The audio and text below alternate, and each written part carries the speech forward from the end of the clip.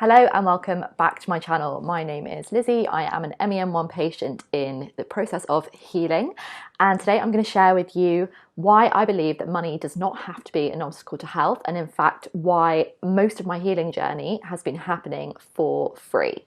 So the first thing that I need to share with you is that money really isn't all, and actually money can become an obstacle or a barrier to your health. So what happens is that when you can only see what is unavailable to you because it's too expensive or you can't afford it, you end up putting on a pair of blinkers and you miss everything else that is available to you that potentially you can afford or perhaps doesn't cost anything at all.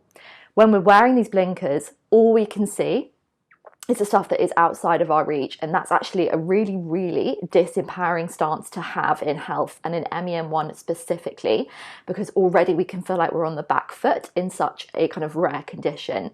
So remember, if you're only thinking about what is unavailable to you, it means you're not focused on what's available to you, and that's where you need to go first in your healing journey. That's what I did, and that is what works.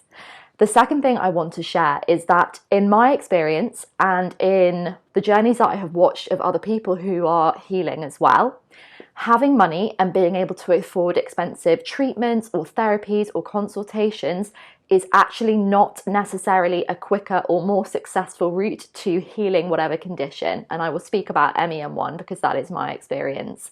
What happens when you have money is that you pay for something that feels sped up, but actually you're not getting to like the under basis of what is going on underneath your health. And just because something comes back more speedily, just because you have access to the latest technology and the latest information, does not necessarily mean that you are healing. What it does is it gives you more information. You still have to then do something with the information.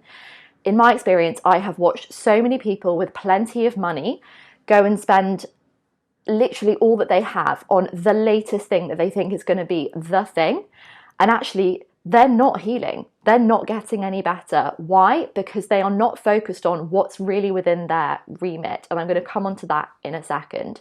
So if you are under the guise that in order to access the best healthcare possible, and that if you had money and that you could afford XYZ, that you would be healing right now, it's not true. And I can give you examples of people who have spent a lot of money on their health. They are not necessarily healing. It is not a directly proportional relationship in that sense.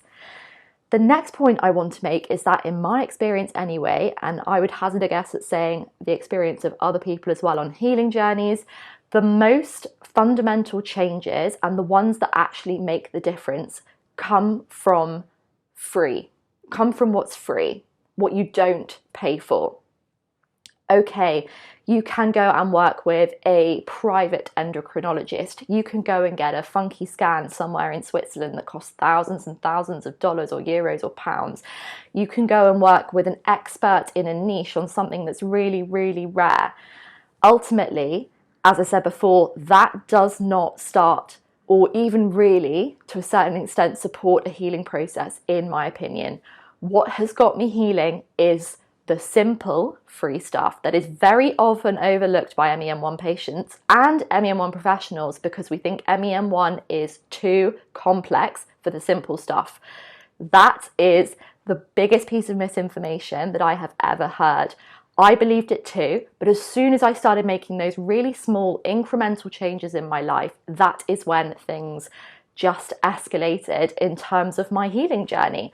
Let me put this into some like tangible context for you. So I am talking about factors, yes, like sleep, the quality of sleep I'm getting, how much sleep I'm getting, the diet I have, so what I choose to put inside of me. And before you jump out of the screen and say, but what about expensive, organic, non-GMO foods? It's not about that. It's not about going and buying the more expensive version of what you have already. It is about looking at what you're putting inside you, how much of it, when, why, where, all of that contributes to what I call diet.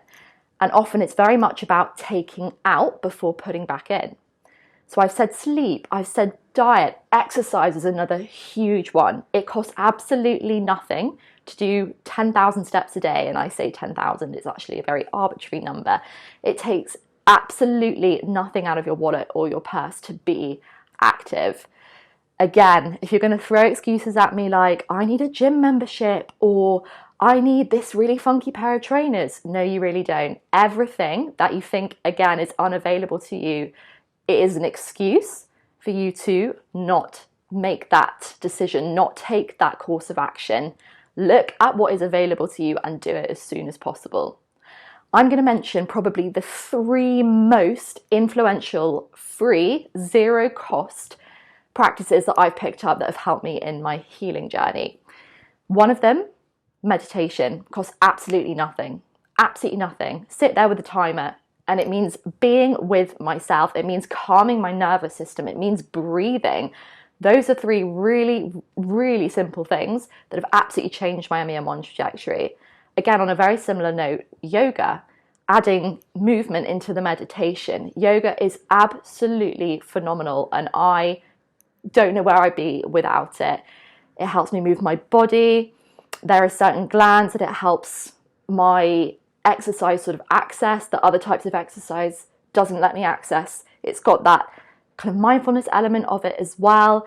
The breathing, the emotional side of things.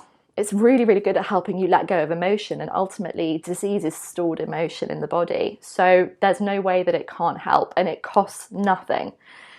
And then my favorite, which is inner work. And that is essentially a way of saying, sitting with yourself and looking at what are the thoughts, beliefs, and the emotions that are in the way of where you want to be. And in healthcare, if where you want to be is in a very different place with MEN1, you don't want to have symptoms, you don't want to be looking at your next surgery, you don't want to be stressed out by appointments, you don't want to be arguing with your healthcare team, there is something going on up here and here that is blocking you from where you want to be. That is completely free. So that is a really, really short and quick summary of why I am so staunchly opposed to the misbelief that you have to have money to be healthy, or that somehow health is inaccessible to someone who doesn't have tons of money to spend on expensive healthcare. It is just not the case. I will repeat it again. My health has begun healing not because of anything expensive I've been doing, but because of all the free stuff that I've been doing. It is so important that MEN1 patients, we understand that and that we feel empowered by that and that we start making changes where we can. I hope you found this helpful. If you don't yet subscribe to my email updates, head below to the description box. I will be continuing this conversation there. I'm going to get really into the details. I want to give you guys stuff that's like tangible that you can work with and help you help yourselves get into a healing journey wherever you are in that process. If you've liked the video, hit like, hit the bell icon to subscribe to YouTube, and also just share it with someone who might benefit from this in MEN1, who is going to benefit from a different quality of conversation. I will see you next week, and before then, take care of yourself and just keep savvy.